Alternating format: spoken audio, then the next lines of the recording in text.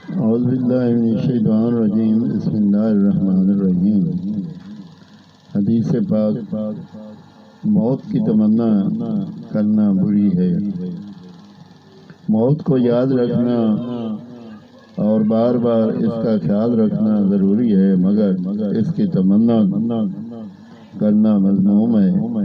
سرکار دو عالم صلی اللہ تعالی علیہ وآلہ وسلم کا ارشاد مبارک ہے کہ لا یتمنی احدکم الموت اما محسنا فعله ان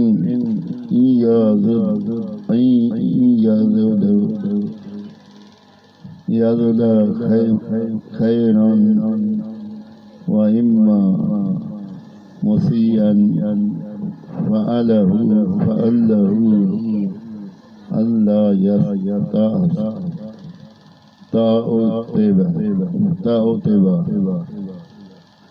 راوی البخاری مشکوہ شریف صفحہ نمبر 139۔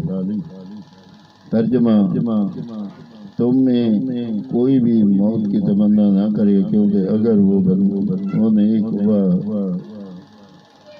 نیکوکار ہے تو اس کی نیکی زیادہ ہوگی، اور اگر وہ گنہگار ہے تو ہو سکتا ہے کہ گناہ سے تائب ہو جائے۔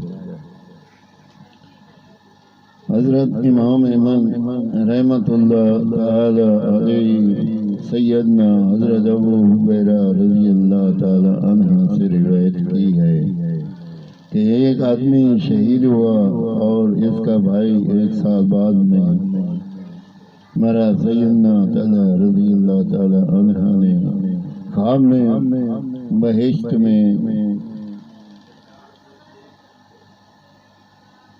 میں ان کو دیکھا تو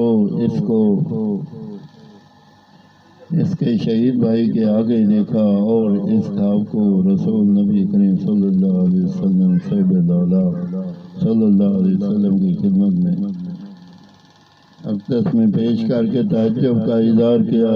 1 ماہ رمضان المبارک کے روزے اور 1 سال کی نمازیں ادا نہیں کی۔ مطلب یہ ہے کہ دوسرے بھائی نے کہ زیادتی اعمال نے اس کے مرتبہ کو بڑھا دیا۔ تعجب کی بات نہیں ہے۔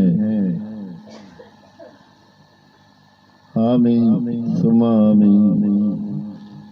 حدیث پاک پڑھیے، اللہ پاک اپنی بارگاہ میں قبول اور منظور کرے اور ہمیں اس پہ عمل کرنے کی توفیق دے۔ آمین۔